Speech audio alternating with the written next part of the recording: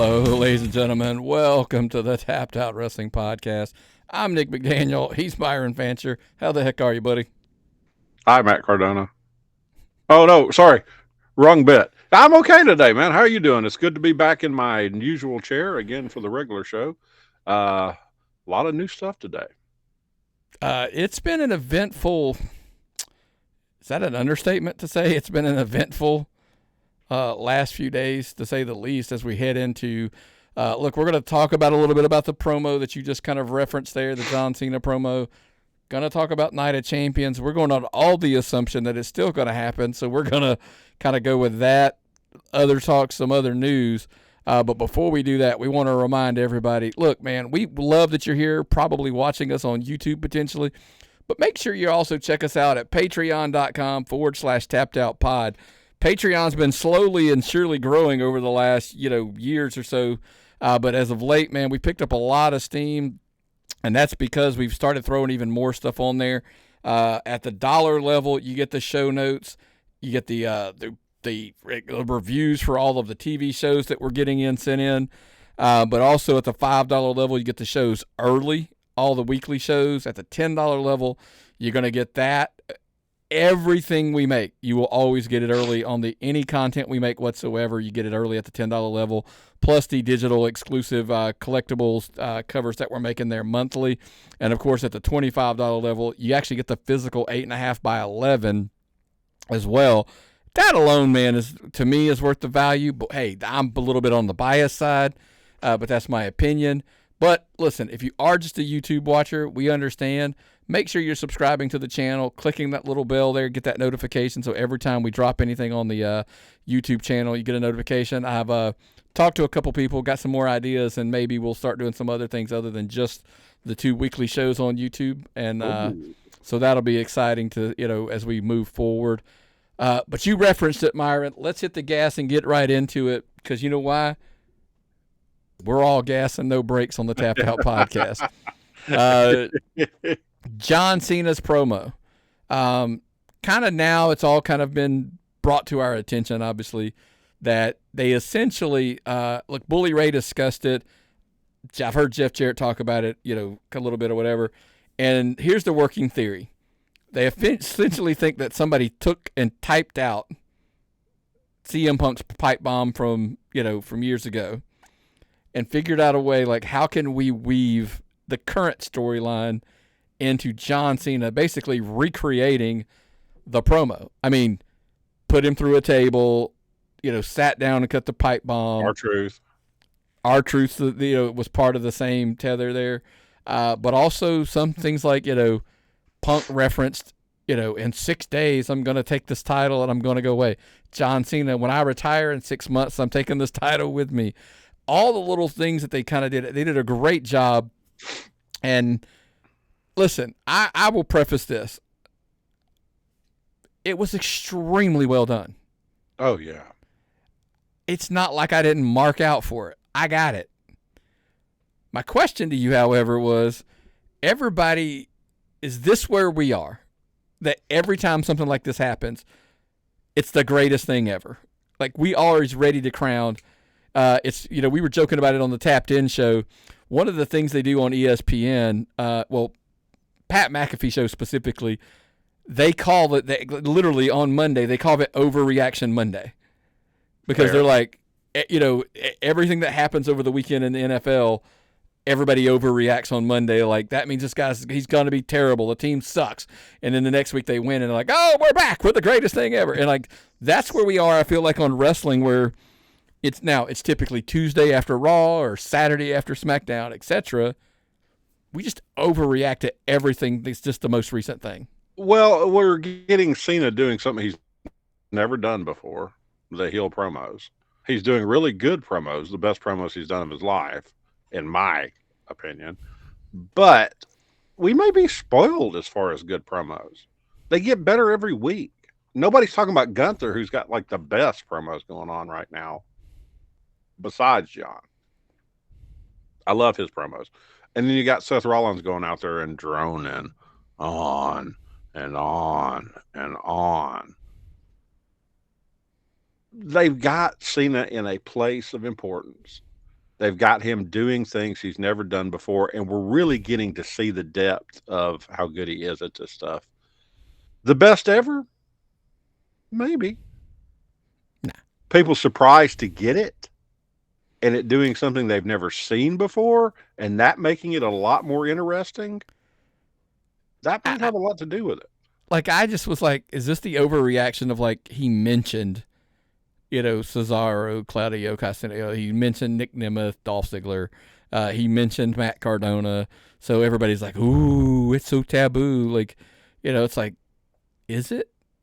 Like, is it really anymore? How many walls are left to break? Breaking the fourth wall. Is there a fifth wall? Is that what's next? Is that what they're going to have to do to keep these promos getting better? It's like forbidden doors and fourth walls are like broken left and right. Like, I mean, it's just it's like in a deathmatch show. Pretty much, exactly. It's the deathmatch of pro wrestling. We're breaking walls and breaking doors. Here's my thing though. I think the Cena thing they struggled with.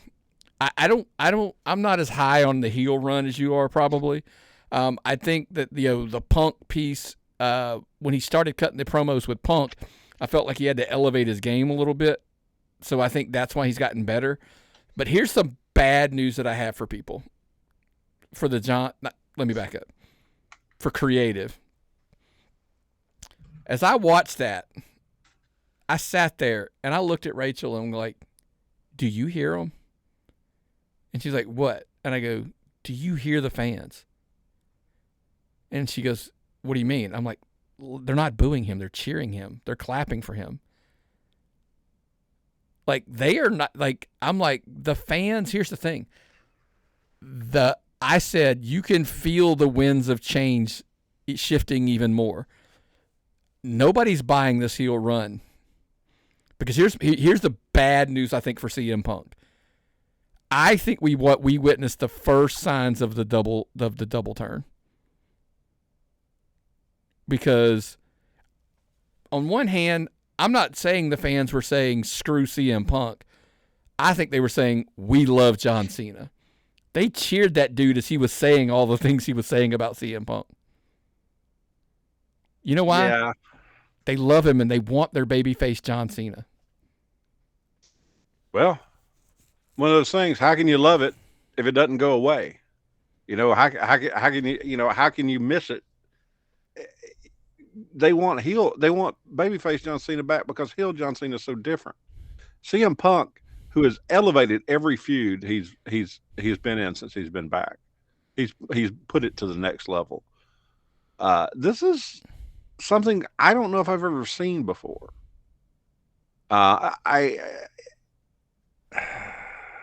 Is everybody an anti-hero now? Is this the Punisher? Well, that's the things. This is why I think eventually we get the heel CM Punk.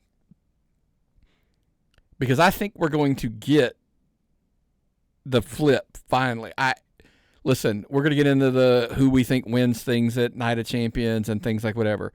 I think SummerSlam is probably the end of the road of champion John Cena, specifically the heel champion John Cena. If you wanted to do a double turn, I don't know that they want to. I just, there's a theory that I have that I'm like, Punk's been the babyface long enough.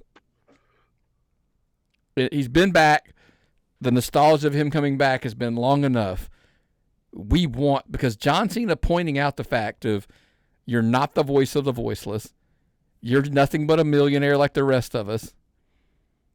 You're not the anti-hero. You're not the anything.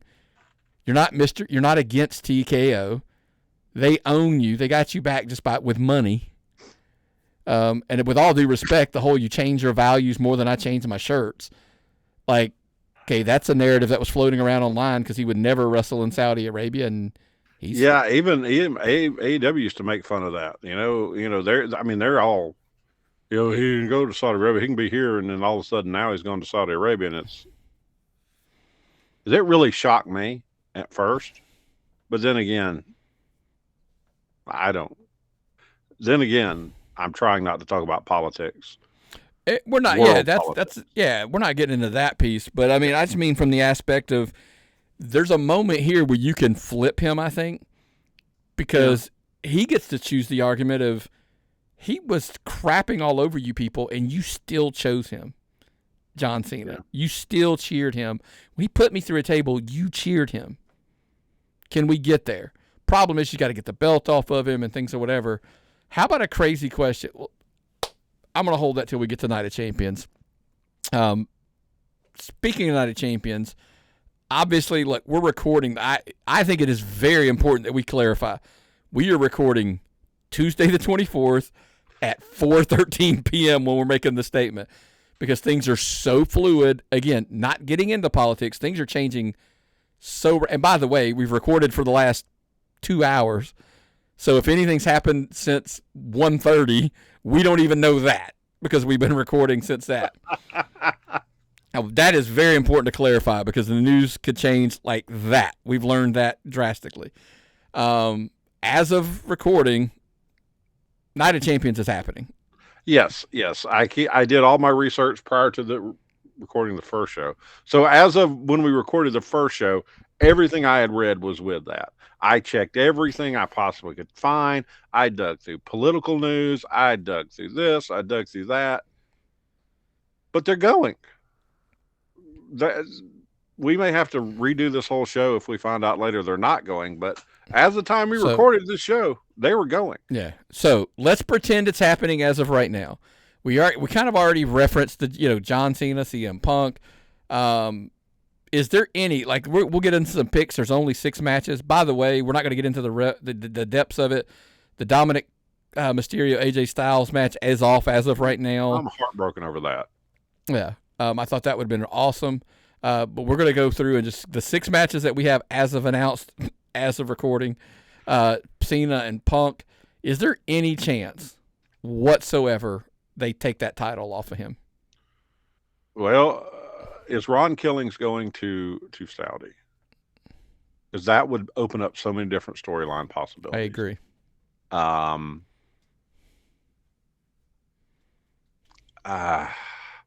Take it away from him? Take it away from him? No. Start a babyface turn? Possibly. But this is just too much. I never expect to have a heel Cena. I'm having the worst time predicting wrestling this year. I think the babyface turn started with that promo. I think it started. I also, by the way, let's get into this. I'm going to tie these 2 matches together because I think they're fluid with each other. Randy Orton, Cody Rhodes, King of the Ring finals. Orton obviously picked up he beat Sami Zayn. Cody beats Jey Uso. How wild is it that it was baby, baby, baby, baby? And we're going to get baby, baby.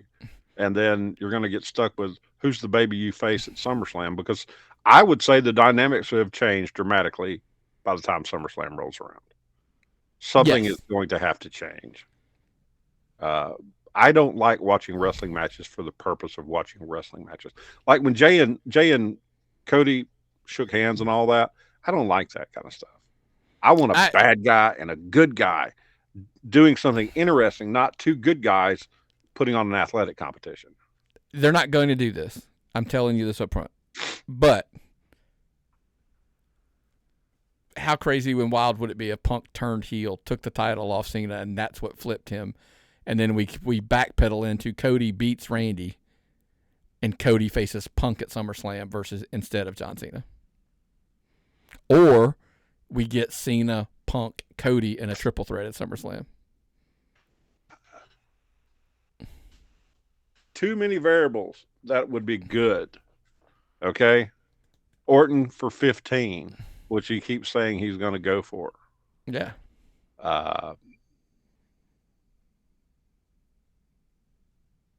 I don't know, man. I still wanted to see AJ and Dominic, though. The Queen of the Ring final looks like it's going to be good. That looks like it's big. I mean, Jade Cargill had to step up her pace to keep up with Roxanne last night. I enjoyed that match a lot. Jade Cargill stuck with her, her strength and her brutality. Asuka is going to be somebody that's got a whole lot of holds Jade Cargill doesn't know. So this could be something very interesting. The whole card is more interesting than I thought it would be, though, a week ago. Oh, no, I agree with you. And Jade Cargill, by far and away, this is her moment. Yes. This is her queen. Because here's the thing. we're obviously going to go in a weird scenario where Queen of the Ring, Jade Cargill, will win this match, get a shot, and then all the time looming, Naomi has a briefcase that she can cash in at any given time.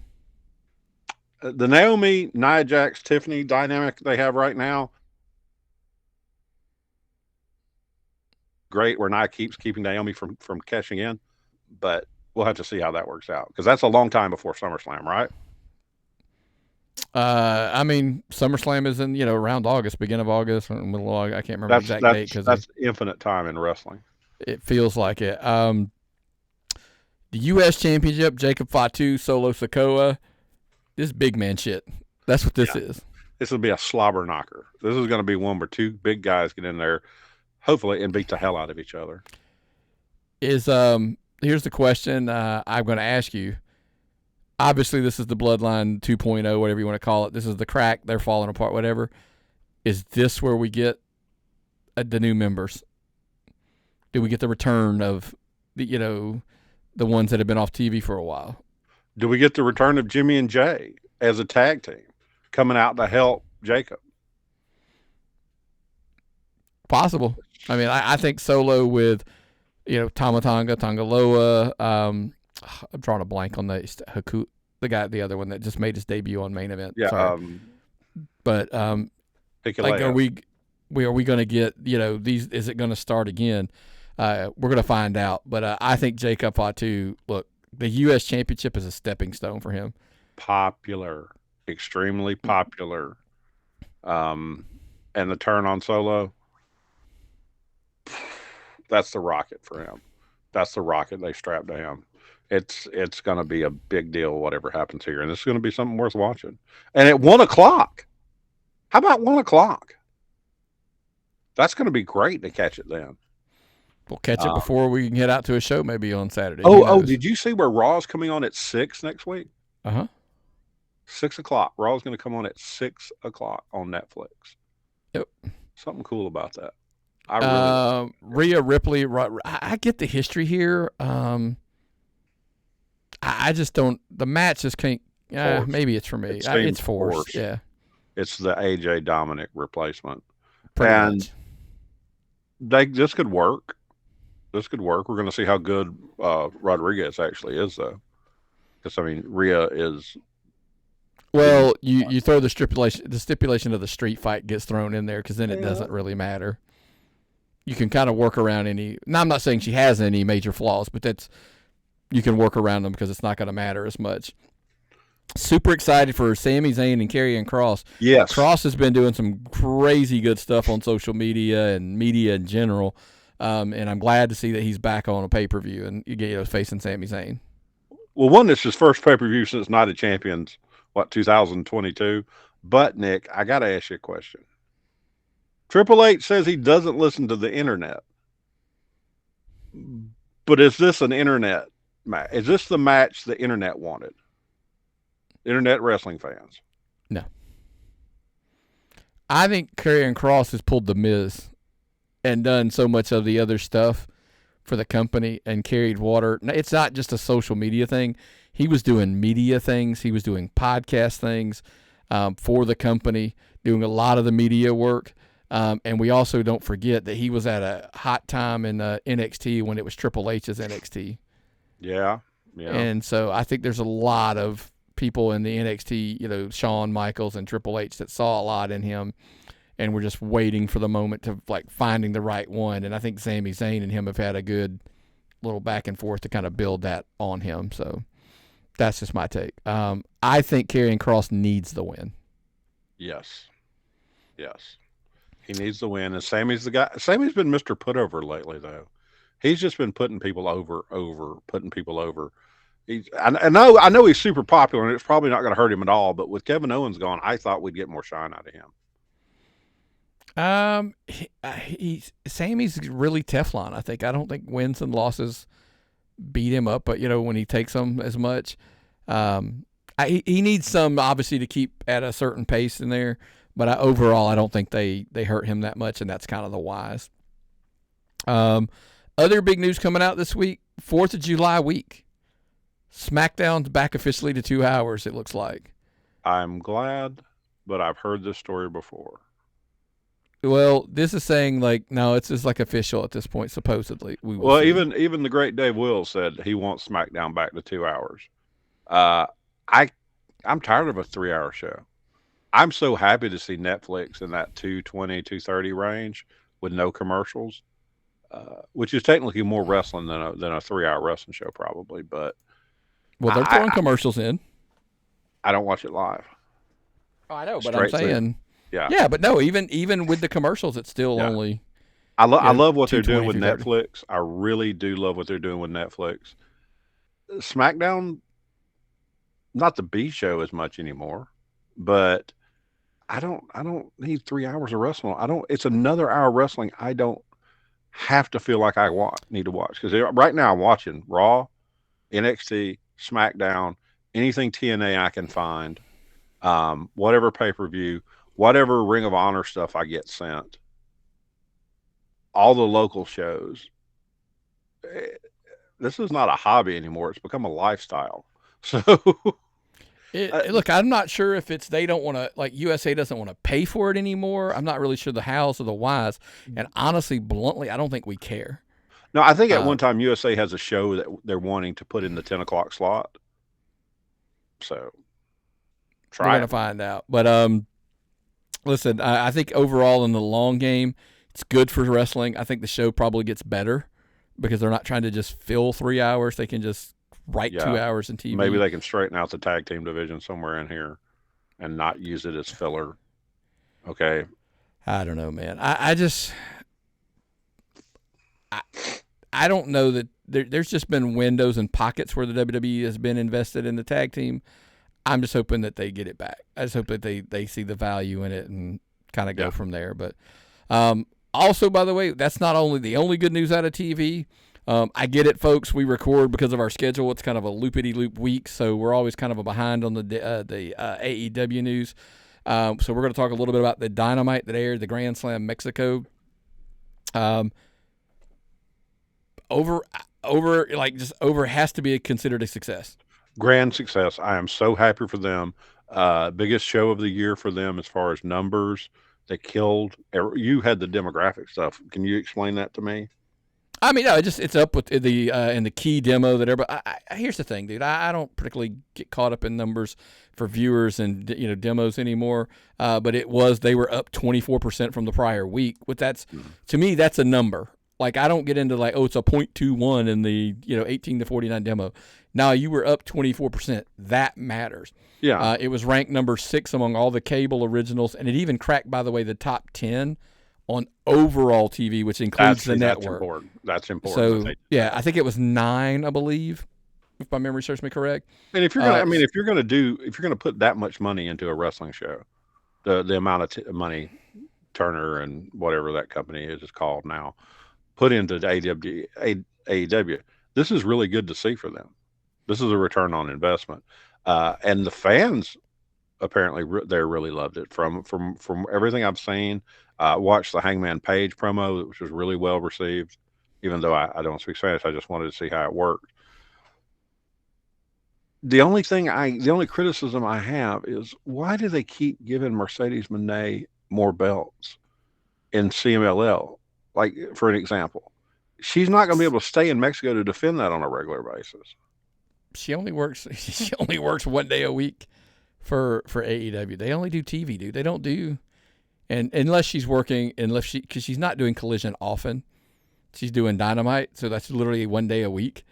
It's not like it's hard to fly down to Mexico and work, especially from where I think she's a West Coast person.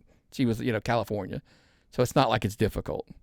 It just seems like to get down there. Seems insane to keep putting. Here's the thing, and this is hard to grasp. I get it. There's a fan base, a percentage of fans out there. Dave LaGreca from Busted Open Radio being one of them, who's pleading the case right now that she is the absolute best female wrestler in wrestling right now. She is back to her, like as far as her match quality, she is back to her levels of when it was Sasha Banks versus Bayley down in NXT. And look, the match was really good. I'm not saying so. I get the pushback of like, oh, she's got a whole bunch of belts or whatever.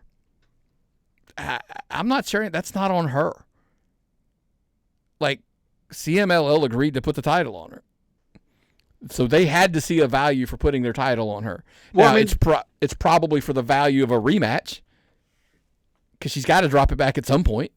Yeah, but the girl they took it off of, what was her run? I looked and see 278 days to have somebody come into the company, an outsider, and drop this. Okay, but what does it do for her if she gets a rematch and she beats Mercedes Mone and takes that title back? Now she's beat what a lot of people are arguing is the best wrestler, female wrestler in the world right now. That's the trade-off. We'll let you beat me, but you got to get it back to me. Yeah.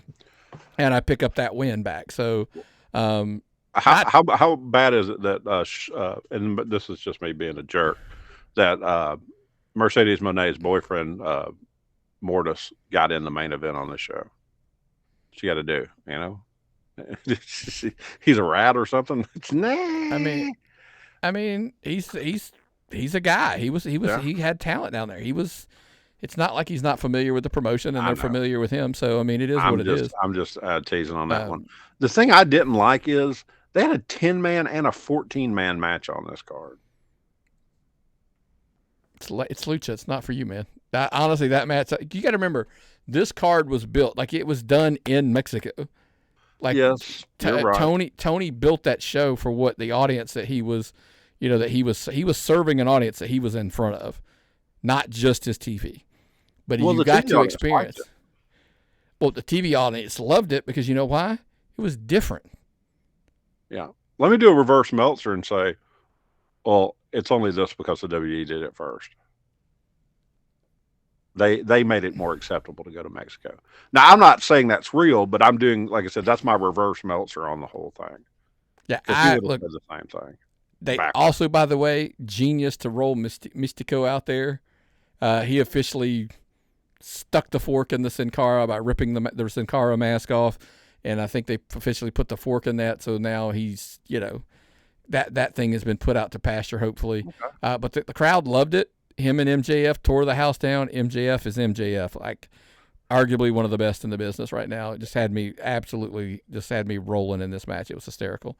But it was a hell of a match on top of that. Again, try to give them their flowers when they do something. And like I said, I don't think anybody can say, without a question, the creative was good, the ratings were good, the attendance was good.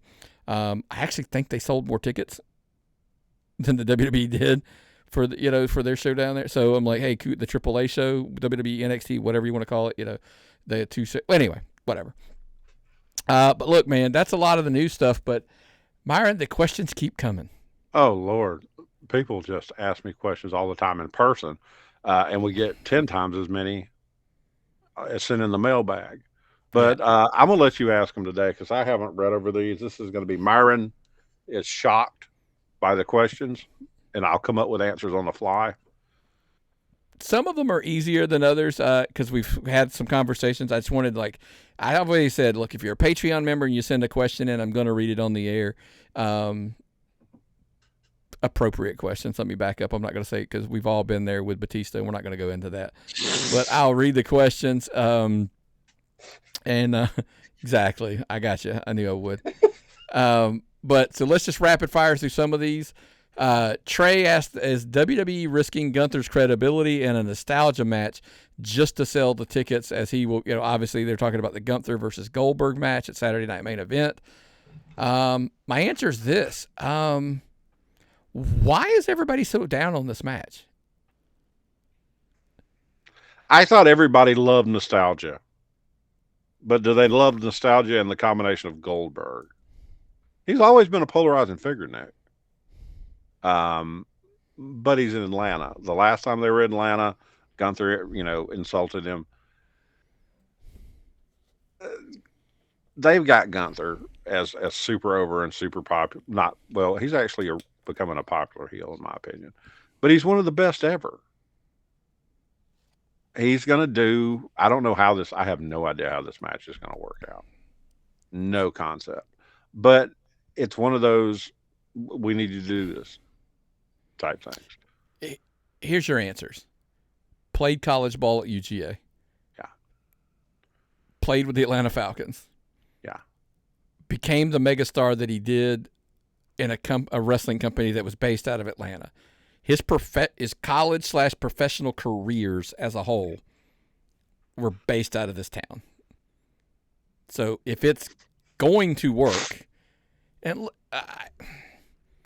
here I'm going to ask you, Nick from Houston wants to know, Myron, has Goldberg done enough in wrestling?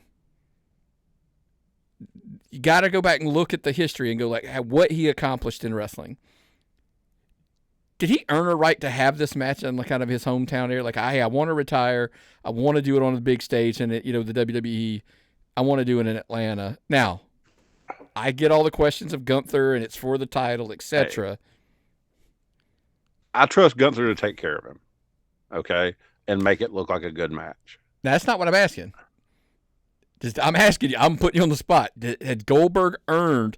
Because Bully Ray called him out about it, and when Goldberg responded, he was like, "Hey, I was 176-0. I don't have to stand in line. I earned the right to walk in and demand a title shot." Well, this is a tickets title shot, in my opinion. It's to sell tickets.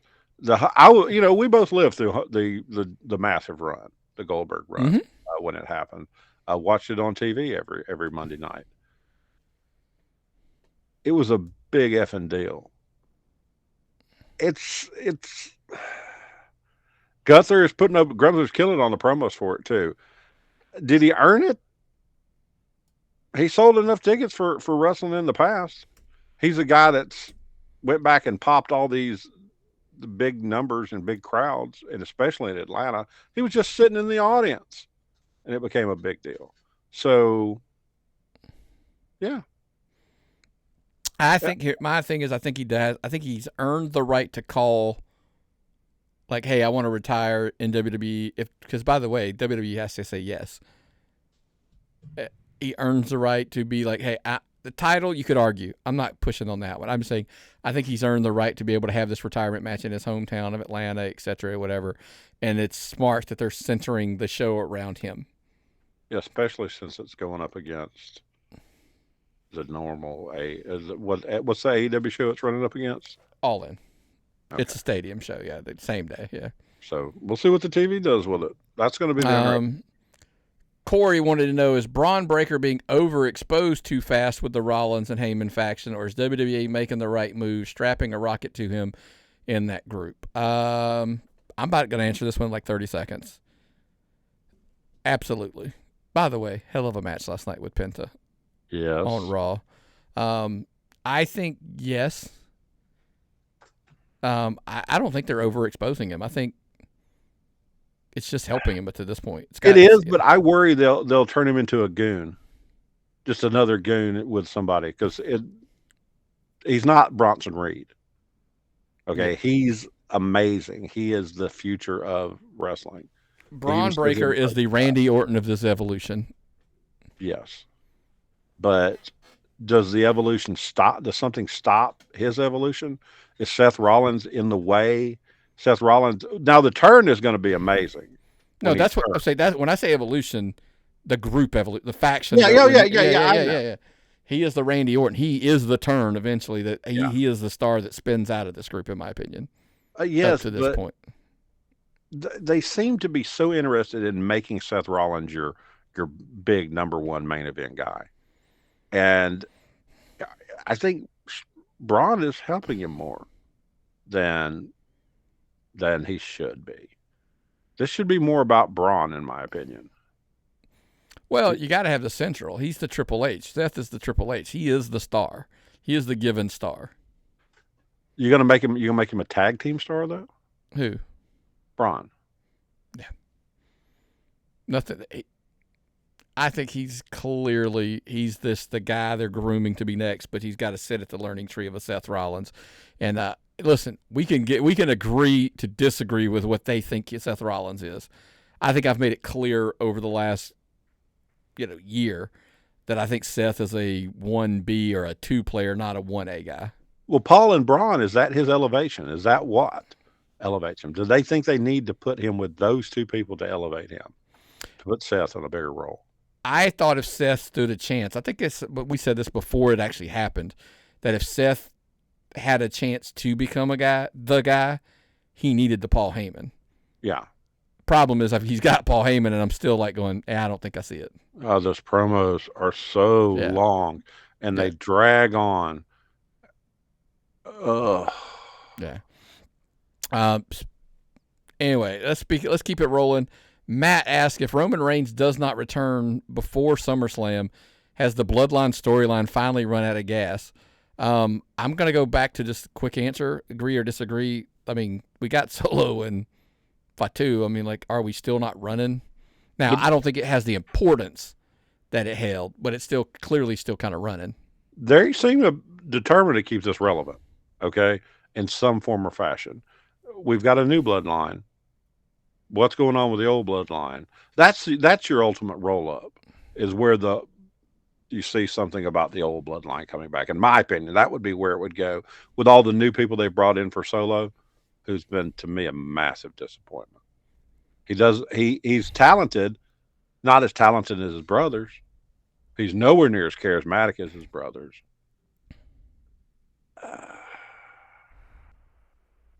Maybe they'll keep it going. Maybe they won't. Maybe. But they've been invested in it. Yeah. But they need Roman. They need Roman to spice it.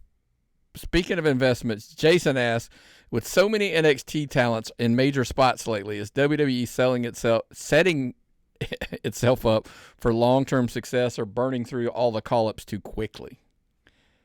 I don't know that.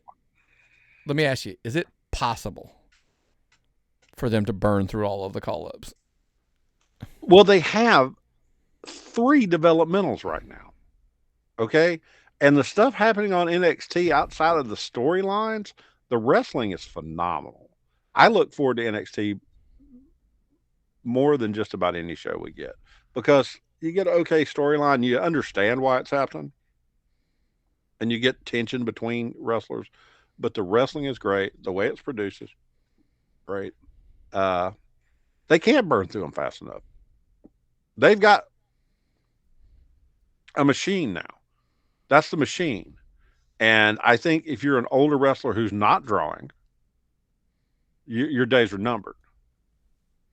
If you're an older wrestler that is drawing, you've got a target on your back. You don't even just have to be drawing. You have to be warranting, like your return. You're giving them an ROI. We've always keep saying that buzzword, and it's corporate wrestling. It's corporate wrestling at this point. Yep. Nate from Boston says, now that Moxley's involved in a legal drama, should AEW consider removing him from the main event spotlight for a bit? Not only is that answer yes, I think we're going to see it at All In. I disagree, but I only disagree because they depend on Moxley so much. They need Moxley to keep the Death Riders going, which everybody panned at first, but apparently the Death Riders is working now. But Moxley's building future stars. That's what the whole thing is. They want Moxley in there. He was the accepted name. He's building stars. He's doing really good for his career. If they pull away from him too fast because of that, just say, John, don't grab screwdrivers and push people. We'll write it differently. You can write a character differently so that he does not look so legally liable. Here's the crazy thing is, I'm not saying he should be pulled from the main event spotlight simply because of the legal issue thing that's come up. I'm just saying it's just probably time for him to step aside, because you've got I think Hangman Page is your next champion. They've built it all around it that way. You've got Swerve Strickland. You've got Will Ospreay. You've got guys that can kind of fill that spot at the top. I'm not saying he can't be used to even make that next wave of guys. But that's the difference between being in the main event / title picture. I do believe it is time for him maybe to kind of slide to the side, because he's done an effective job of making all of those people with that Death Riders group. Josh, is Stephanie Vaquer being positioned as WWE's next breakout female star, or is her NXT momentum about to stall? I don't know what you're watching. I think she's on fire. I think she is not. She's not being positioned. She is WWE's next breakout star. They brought up that talent. Roxanne Perez is killing it, and she's number 2. Becerra is off the scale in popularity and reaction. Uh, the one I would hate to be is Julia. Julia's a phenomenal wrestler, but it's like coming in at the wrong time. It's like getting drafted in the same round as Barry Sanders. It doesn't matter what happens. You're always going to be overshadowed by Barry F. and Sanders. You're great, but Barry Sanders is going to be the one that gets it.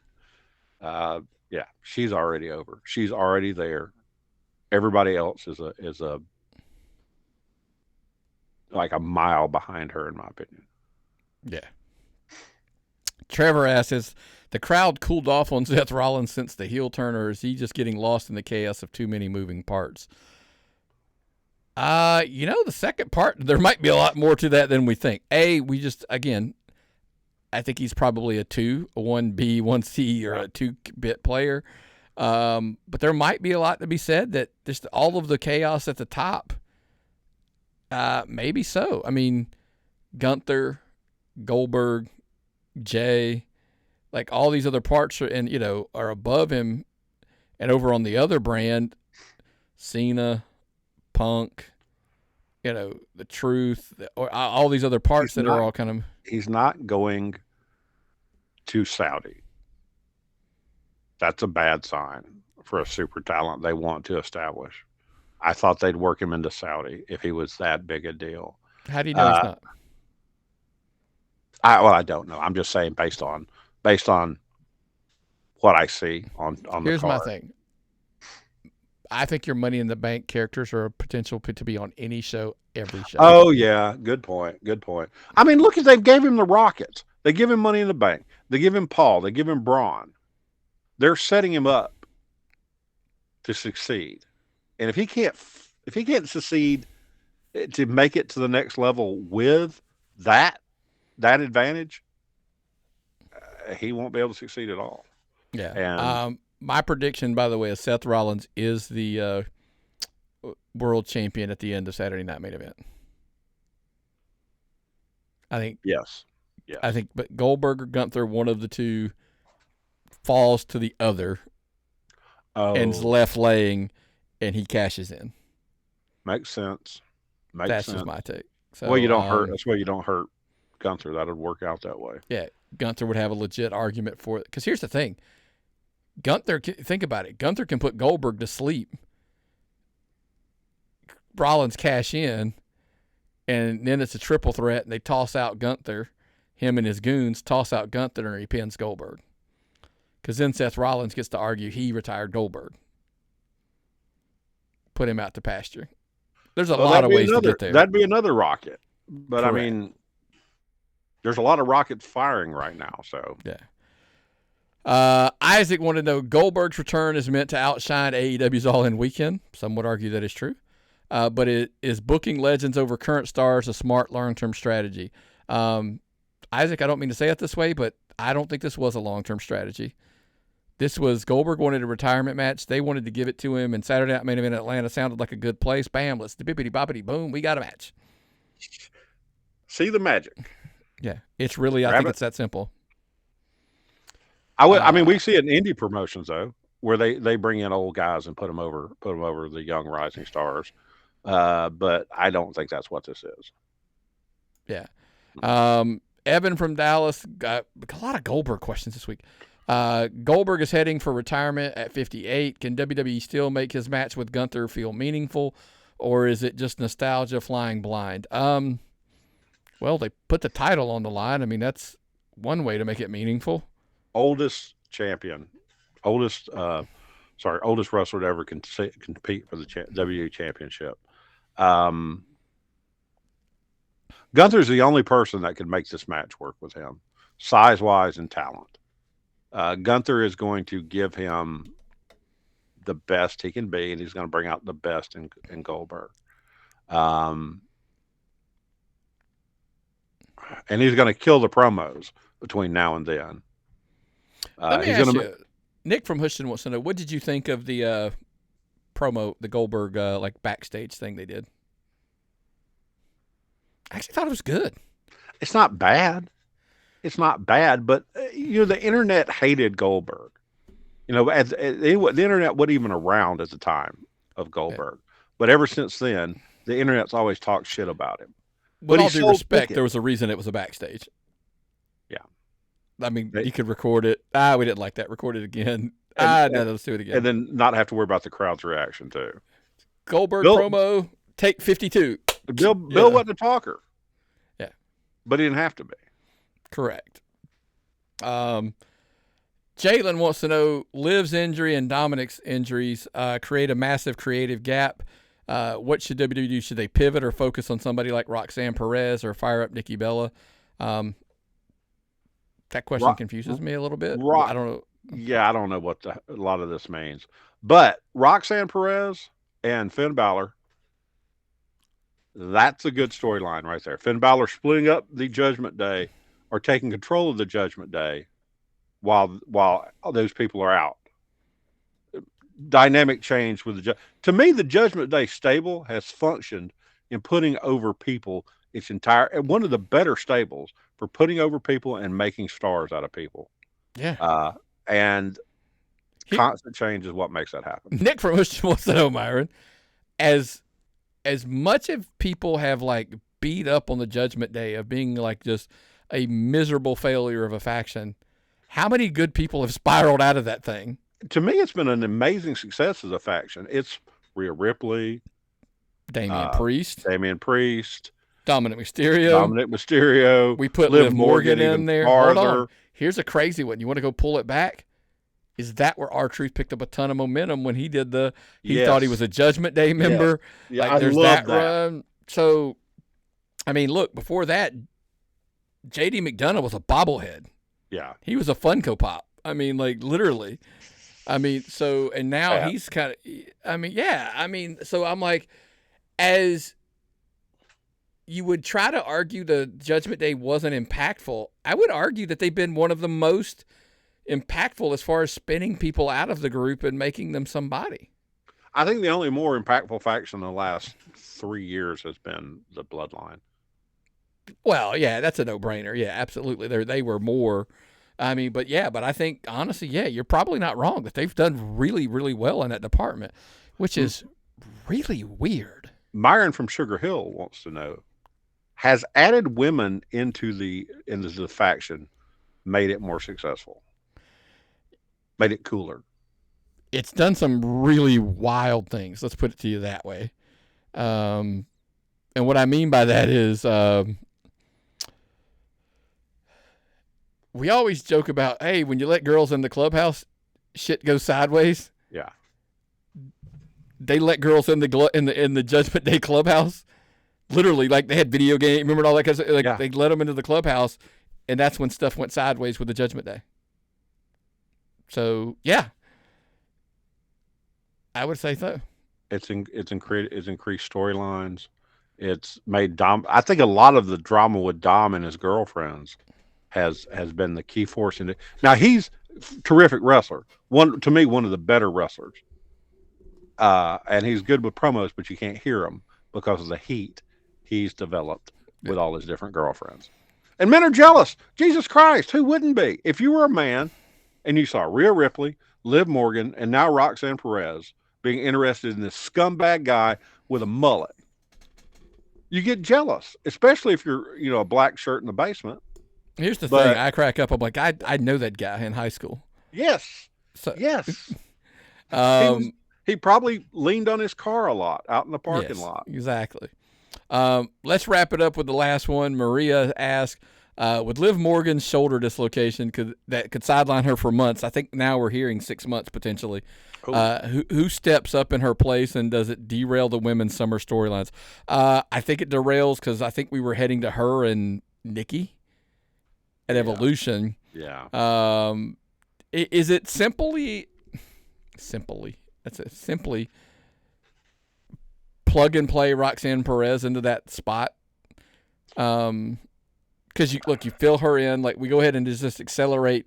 She just seduces Dom, takes Dom while Liv is gone. Steps into the, because here's the thing, Roxanne. Let's roll with this. She takes the tag team spot. She takes Dom. She takes Liv's spot at Evolution and wrestles Nikki Bella. Literally, Roxanne Perez takes Liv's everything while she's gone. And when she comes back, Liv's not even welcome in the Judgment Day. And Liv is a babyface. Roxanne Perez gets elevated as a heel. Correct. Well, they've had her in NXT practicing heel for a while. When Liv comes back, she's getting a babyface pop when she comes back from injury anyway, because that's what we do. We're marks. And when we see, somebody come back from an injury, we're like, hey, yay. The one thing they lose, though, is she had such a good promo with Nikki. She stretched her out and got her. Yeah. That would have been money. They've got to replace. If they don't replace her with Roxanne, they've got to replace her with somebody that can handle that. And that was Liv's spot. She was a natural for that spot. Tough to call, but we will see. We appreciate the questions, everybody. We try to get to them as fast as we can and get through them. Maybe next week, if the questions slow down, we'll be back into our rotation on some of the regular shows, either the real wrestling or the top tens, whatever. We'll see. But we did promise you, though, hey, if you send your questions in over on the Patreon, we're going to ask them. We'll get them in. We'll try to get them in at the beginning of the episode, the end of the episode, wherever we can. Patreon.com/TappedOutPod. That's our Patreon home. That is where you sign up. You can watch the Georgia Wrestling Spotlight there. It is on the free stuff. You get the national list that Phil Stamper collects for all the indie shows. Obviously, for the paid levels, you're going to get the show notes. You're going to get the shows early. You're going to get the digital collectibles. You're going to get the 8.5 by 11 collectibles, depending on the appropriate tiers there. But again, if you're a YouTube subscriber, make sure you're subscribing, clicking that notification bell. You don't ever want to miss a single episode of the Tapped In or Tapped Out shows on a weekly basis as they both come out. In and out. You got to get on it, folks. That's right, man. Man, that was a whole lot of information to jam into an hour. You got anything else before we get out of here this week, man? I got nothing. Well, enjoy the Night of Champions. Enjoy the couple shows that we're going to hit out this weekend. And what's the old saying, brother? If I've got nothing and you've got nothing, what time is it? It's time to tap out.